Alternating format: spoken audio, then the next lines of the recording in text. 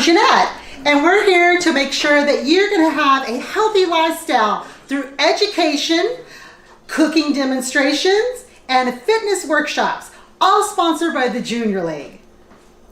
Today we're going to be focusing on Thanksgiving leftovers, specifically a Thanksgiving leftover panini. This is super easy to make, super easy, super quick, very versatile, and really great for you guys to do with your little kiddos or just with a partner for fun the next morning. So you're going to want to start off with 2 slices of bread. This can be any kind of bread, white, wheat, rye, focaccia, the whole shebang. I'm so down for it. Gluten-free? Cool. You're gonna want to start with some mayonnaise.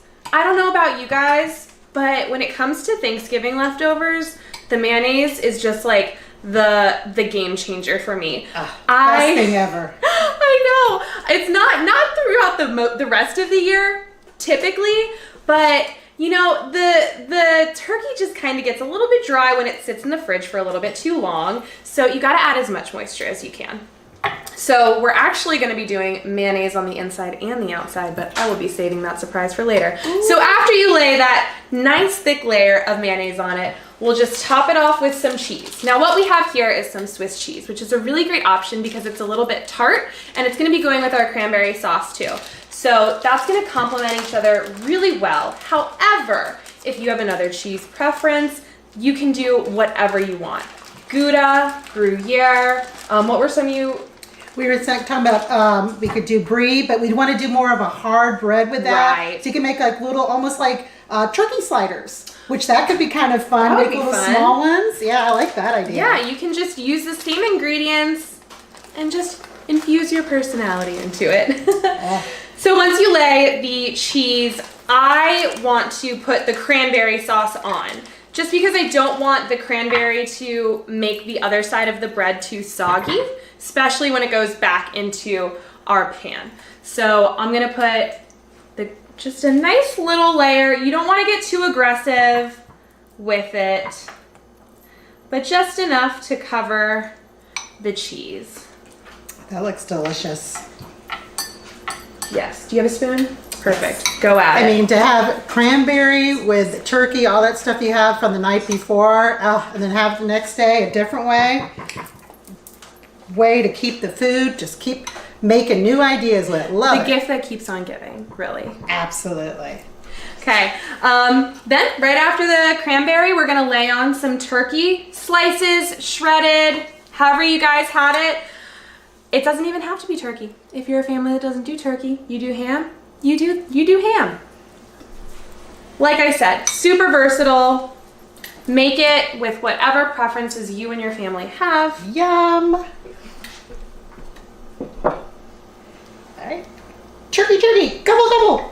Can't wait to gobble this up. This part is optional, but for my sandwich, I'm gonna do just another like a little bit thin layer of mayonnaise.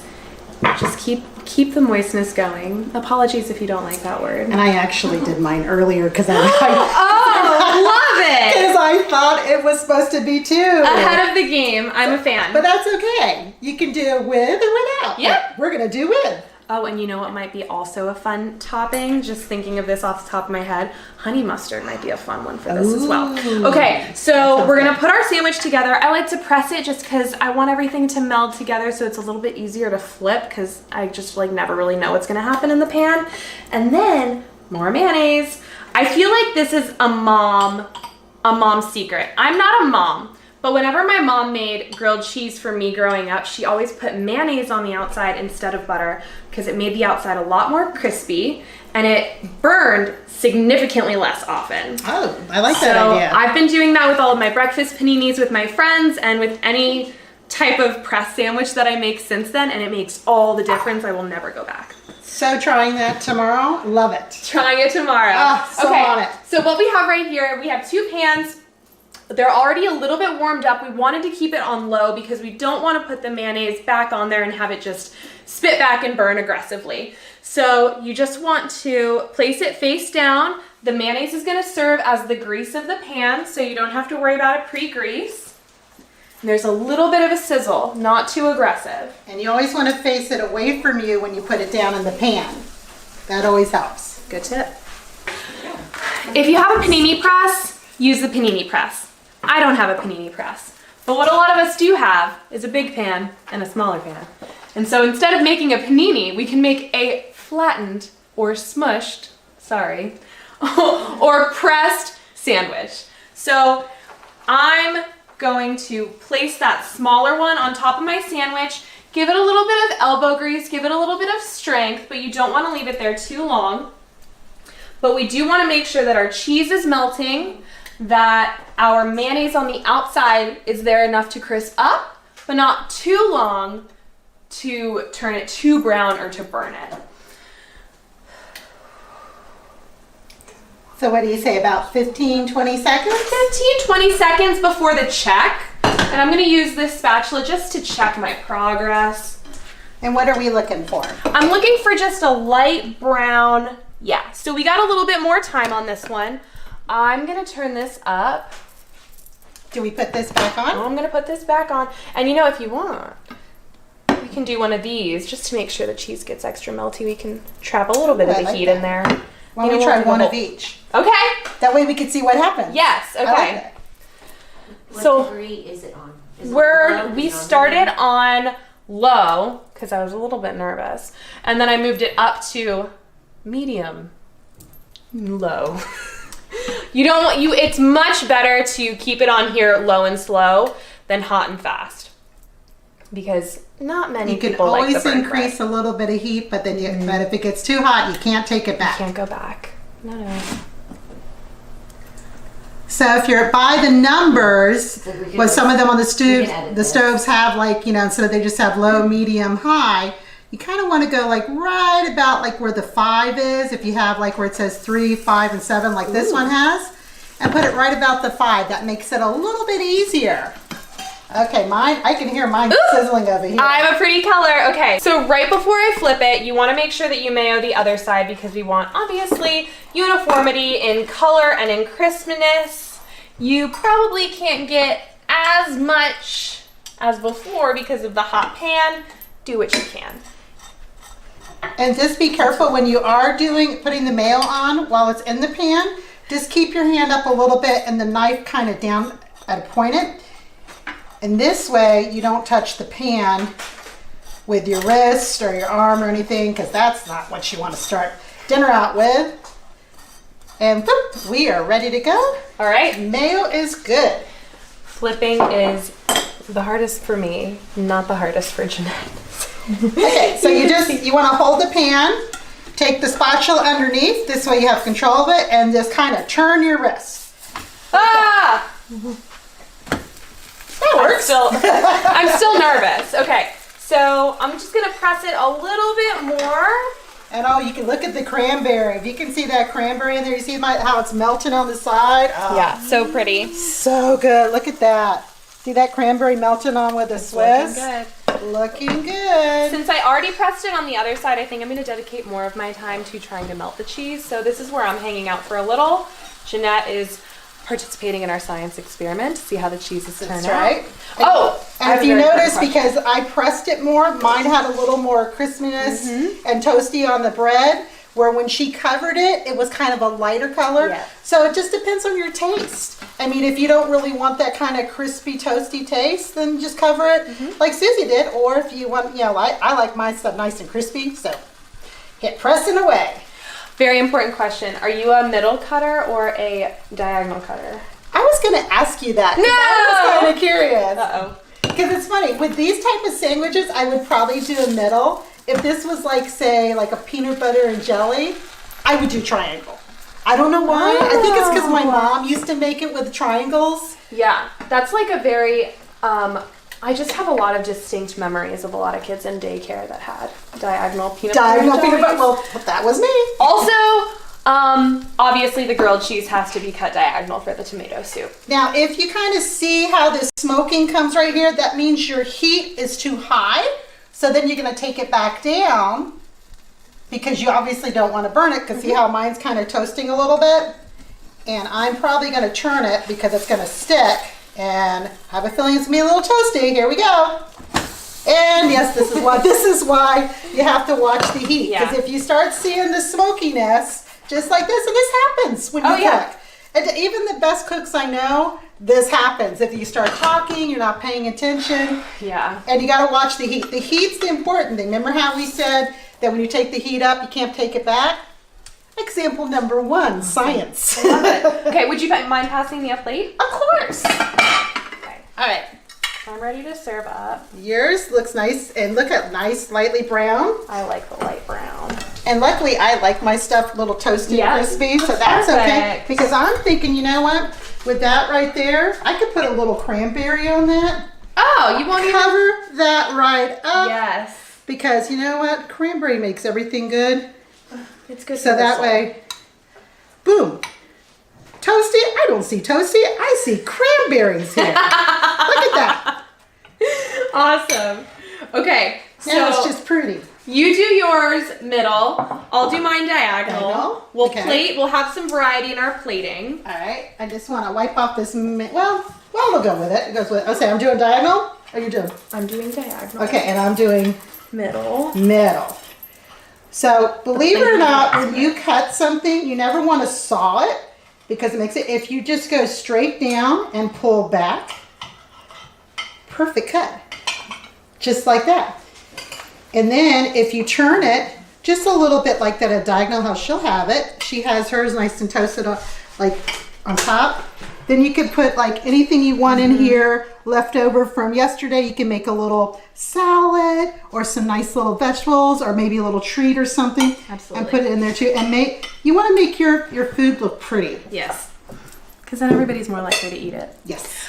For this meal assignment, I'm a teacher, you guys. For this meal, we are going to be picking up and using our favorite vegetables, which we have right here are green beans. Nice color, like keeping it green. We've got the green, we've got the red, we got the white of the chicken. Very, very colorful. Perfect. I like that. And see, this way you'll see 2 different ways to plate your food and have fun with it. I don't know. Because if you can, and then when you're, say with your family, you can have a little competition of who plates it best. And we'd love to see those pictures. So if you do this, please show us. I want to see who plates it best. So we're going to show you the 2 different versions of the one where she covered it with the pan, the one where I pressed it, got a little toasty, and then I didn't watch the thing, and then we'll see who does it best. What does yours look like? I'm going to take a bite of mine actually, and I will give you the real input. And luckily I like toasty. Ooh, I can look at that. See that cheese melting here? You can kind of see it. And I have a little extra cranberry because I just do. This is giving me so much joy. The first thing I tasted was the cranberry and it went straight to my heart. I swear, I felt it in there.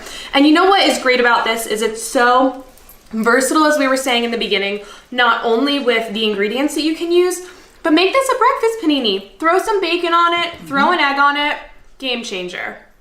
And then you have another little family gathering in the morning. You guys, look how quick and easy that was. Like 2 seconds, we had it ready to go. And it's like, and these are just perfect. And if you do that hard bread where we make the sliders, you could just do like a plate of just sliders of the turkey with the cranberry and the cheese, or the burrito that we were talking about. Oh, that would be so much fun. Great football game snack. Oh my God, put that on the table with footballs. Love it. Well, thank you so much for joining us today. We had so much fun cooking with you guys. We are going to give you guys a second to work out, so you can work out while you're waiting for this to cool down, and then we'll get back to you. See you later. Bye. Yes. So welcome back. This is our fitness portion of our Kids in the Kitchen. So we're going to do some exercises with you today. So we're going to start out with some jumping jacks, and then we're going to head to the floor. All right, so we're going to start with 10 jumping jacks, and we're going to finish with 10 jumping jacks. All right, so you ready? Let's go. 1, 2, 3, 4, 5, 6, 7, 8, 9, 10. Great job, girls. Don't mind my skin Baby showing. I belly. apologize. My belly is showing. The shirt's getting smaller. All right, so I'm gonna face this way. You guys face this way so we have some room. Hopefully you can see me. If not, well, that's all right. You can hear me. All right, so we're gonna start with a plank position, and we're gonna hold this for about 30 seconds. So basically the same amount of time that Jeopardy has to answer their question. We can all sing the song together. Do do do do do do do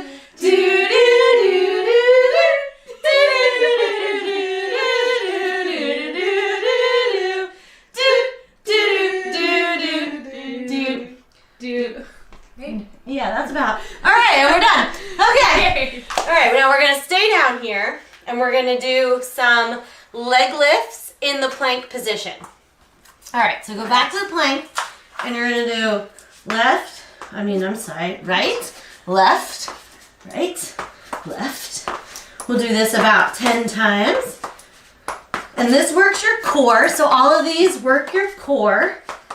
And if I can do it 8.5 months pregnant, you can. All right, I think that's 10. All right, so we'll rest a little bit as I'm profusely sweating already. All right, so now we're gonna do some, what we call Spider-Mans. So when you lift, you're gonna lift your leg to the side and do this about 10 times. And yes, you should do these on repeat so that you get more out of it. I think that was 10. Okay. Yes. Yeah, so we're gonna do about 10 bird dogs. I do these a lot. They're also great for your core. Oh my God, did I kick the kitty? No, with my hand. Oh, sorry. That's quite all right. And you can do this anywhere in your house. All right, I think that was about 10. Good. So then we're gonna end again with some jumping jacks. Again, don't mind my stomach, sorry. And 1, 2, 3, 4, 5, 6, 7, 8, 9, 10. All right. Excellent. Good job, everyone. Okay, yeah, you should do this a couple times on repeat. You know, maybe 3 or 4, depending on your activity level. And we'll see you next month. Thanks so much for joining us.